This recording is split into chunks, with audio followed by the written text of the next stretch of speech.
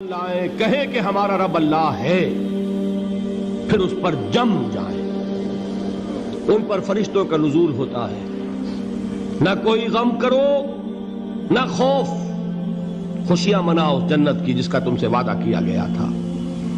اللہ کی ربوبیت پر اطمینان جب انسان کو ہو جاتا ہے، میرا رب اللہ ہے، ربی اللہ، انسان کے لیے نہ کوئی کھٹکا، نہ کوئی خطرہ، نہ کوئی خوف، نہ کوئی حزن۔ جو کچھ ہو رہا ہے کس کے اذن سے ہو رہا ہے؟ اللہ کے اذن سے۔ اللہ کے اذن کے بغیر پتہ تک نہیں ہلتا۔ یہ کوئی اندھا بہرا مادہ نہیں ہے جس سے مجھے کوئی خوف ہو۔ اندھا بھینسا چلا آ رہا ہو اس سے تو ڈرنے کا ہر انسان کو ڈرنا چاہیے، نہ معلوم کس کو ٹکر مار دے۔ لیکن نہیں، اس کائنات کو چلانے والا ایک سمیع و بصیر خدا ہے، وہ جو میرا دوست ہے، میرا ولی ہے۔ اللہ ولی الذین آمنوا یخرجہم من الظلمات الی النور۔ اللہ اہل ایمان کا ولی ہے، ساتھی ہے، پشت پناہ ہے، مددگار ہے، حمایتی ہے۔ بتائیے جسے یقین ہو جائے کہ اللہ میرا مددگار، اللہ میرا محافظ، اللہ میرا پشت پناہ، اللہ میرا حمایتی، اس کے لیے کوئی خوف ہوگا؟ اس سے کوئی ڈر ہوگا؟ میں مثال دیا کرتا ہوں ایک بہت سادہ، پنجاب کے دیہات کی۔ وہ بڑا چودھری ہے اور کوئی غریب کسان ہے۔ اس غریب کسان کے جانوروں کو ہر وقت اندیشہ ہوگا چوری کا، کوئی میری بھینس کھول کر نہ لے جائے، کوئی میرا بیل کھول کر نہ لے جائے۔ لیکن جس کے بارے میں یہ سب کو معلوم ہو کہ وہ جو بڑا چودھری ہے وہ اس کا دوست ہے، اس کی بچیا کو کوئی خوف ہوگا؟ اس کی بھینس پر کوئی ہاتھ ڈالے گا؟ اسے کوئی اندیشہ ہوگا؟ نہیں۔ کیوں؟ کہ وہ بڑا چودھری، بڑا اس کا یہاں کا سردار، جاگیردار، سب کو معلوم ہے وہ میرا دوست ہے، کوئی میرے خلاف اقدام نہیں کر سکتا۔ اس دنیا میں یہ چھوٹی سی بات اگر آپ کے دلی اطمینان اور سکون کا باعث بن سکتی ہے تو ذرا تصور کیجئے۔ میں لفظ تصور استعمال کروں گا صرف اس لیے کہ اس کا ہم جس کو کہتے ہیں ادراک اور شعور کر نہیں سکتے، اگر کے ساتھ کر سکتے۔ اگر یقین ہو کہ اللہ میرا مددگار اور یقین ہو کہ اللہ ہر آن میرے ساتھ ہے، پھر کوئی خوف؟ کس کا خوف؟ کوئی شے اللہ سے بالا تر ہے؟ کوئی قوت اس سے زیادہ طاقتور ہے؟ کوئی اس کے ارادے کو بدلنے والا ہے؟ کوئی اس کی مشیت کے آڑے آنے والا ہے؟ یہی بات ہے جو حضور نے فرمائی۔ یہ ایمان کا حاصل ہے لب لباب،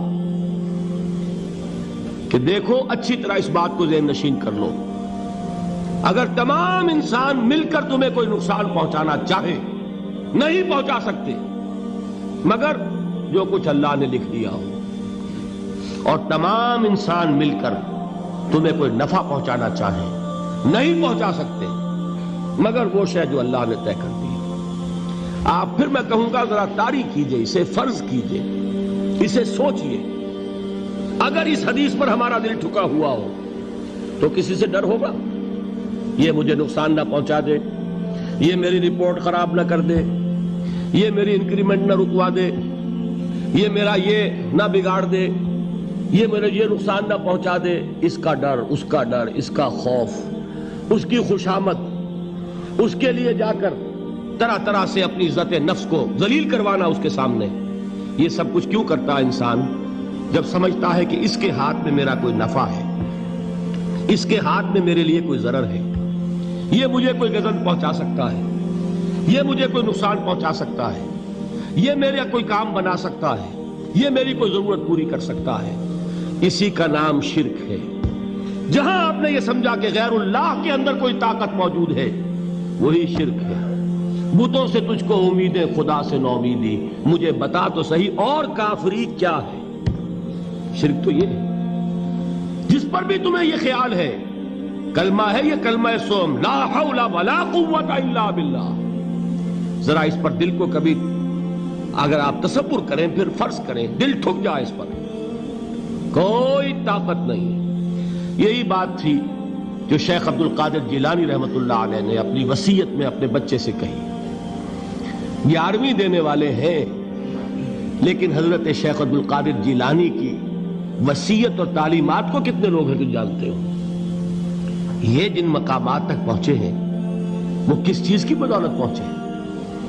انہوں نے جو پیغام دیا وہ کیا تھا؟ اے میرے بچے، جس طریقے سے قرآن مجید میں حضرت لقمان کی نصیحتیں جو ہے نقل کر دی گئی ہیں، میں یہ عرض کروں گا بالفرض اگر قرآن حضرت عبد القادر جیلانی کے بعد نازل ہوا ہوتا تو شیخ عبد القادر کی یہ نصیحتیں بھی قرآن میں درج ہوتی. اتنی اونچی نصیحتیں ہیں. اے میرے بچے، اس حقیقت کو ذہن نشین کر لے، لا فاعل فی الحقیقت ولا مؤثر الا اللہ. اس کائنات میں نہ کوئی فاعل حقیقی ہے نہ مؤثر حقیقی ہے سوائے اللہ. کسی شے میں کوئی تاثیر نہیں اگر اللہ نہ چاہے. آگ جلا نہیں سکتی اگر اللہ نہ چاہے. پانی ڈبو نہیں سکتا اگر اللہ نہ چاہے. زہر ہلاک نہیں کر سکتا اگر اللہ نہ چاہے. کوئی چیز فائدہ نہیں پہنچا سکتی اگر اللہ نہ چاہے. تو در در پہ کیوں سر جھکاتے ہو؟ در در پر کیوں جبیں سائی کرتے ہو؟ سب کے سامنے کیوں ہاتھ پھیلاتے ہو؟ ایک اللہ سے مانگو. ایک اللہ کے سامنے زمین پر اپنی جبین رکھو. لا فاعل فی الحقیقت ولا مؤثر الا اللہ. نظر آتا ہے ہمیں کہ پانی پیاس بجھا دیتا ہے. پیاس بجھانے کی صلاحیت پانی میں نہیں ہے، اللہ کے اذن سے. کھانا بھوک مٹا دیتا ہے. بھوک مٹانے کی صلاحیت کھانے میں نہیں ہے، اذن رب میں. دیکھیے یہی یقین تھا. حضرت موسیٰ علیہ السلام کا واقعہ یاد کیجئے. سامنے سمندر آ گیا ہے. قوم دیکھتی ہے پیچھے کہ گرد و غبار کا طوفان ہے. معلوم ہوا کہ فرعون اپنے لشکر سمیت آ گیا ہے. لشکر جب چلتا تھا تیز رفتاری کے ساتھ تو گرد و غبار کا جو طوفان اٹھتا تھا اس کا تصور کیجئے. اور لمحہ بلمحہ وہ قریب آ رہا ہے. پوری قوم نے کیا کہا؟ اے موسیٰ انا لمدرکون. اے موسیٰ ہم کو پکڑے گئے. قرآن مجید نے تو یہاں وہ باتیں نہیں لکھی ہے، لیکن تورات میں یہ درج ہے کہ بنی اسرائیل جھگڑنے لگے، دست و گریبان ہو گئے موسیٰ کے ساتھ. موسیٰ ہمیں یہاں مروایا لا کر، اس سے تو ہم ہی بہتر تھے. وہاں کھانے کو ملتا تھا، زندگی تو تھی. بیگار ہم کر رہے تھے، موت تو نہیں تھی. اب جو کچھ ہوگا اس کا تصور کرو، جس طریقے سے ہمارے ٹکڑے اڑائے جائیں گے. تو لڑ رہے ہیں حضرت موسیٰ علیہ السلام سے. یہ تورات کی تفصیل ہے. قرآن میں صرف اتنا آیا ہے، پریشان ہو کر انہوں نے کہا انا لمدرکون. موسیٰ ہم تو پکڑے گئے. اس وقت موسیٰ کا جواب کیا ہے؟ کلا ان معی ربی سیہدین. نہیں، میرے ساتھ میرا رب ہے، وہ راستہ دے گا. بتائیے کہاں راستہ نظر آ رہا ہے؟ یہ ہے ایمان بالغیب. راستہ نظر نہ آئے تب اللہ پر یقین ایمان ہے. جیب میں پیسے ہوں اور تب دل کو اطمینان ہے تو ایمان کس پر ہوا؟ پیسے پر، اللہ پر نہیں. جب وسائل و ذرائع نہ ہوں اور پھر یقین ہو کہ اللہ مسبب الاسباب ہے، وہ اسباب کا پابند نہیں ہے، وہ اسباب کا محتاج نہیں ہے، اسباب اس کے محتاج ہے. اگر یہ یقین ہے تو اللہ پر ایمان ہے. یہ نہیں ہے تو تمہارا ایمان اسباب پر ہے، وسائل پر ہے، ذرائع پر ہے، مادیات پر ہے، اللہ پر نہیں. اس وقت کہاں راستہ تھا؟ کوئی راستہ تھا؟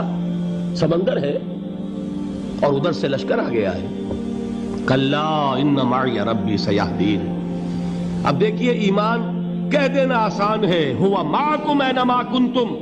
جہاں کہیں بھی تم ہوتے ہو اللہ تمہارے ساتھ ہوتا ہے. لیکن اس کا یقین قائم ہو جائے تو زمین و آسمان کا فرق واقع ہو جائے.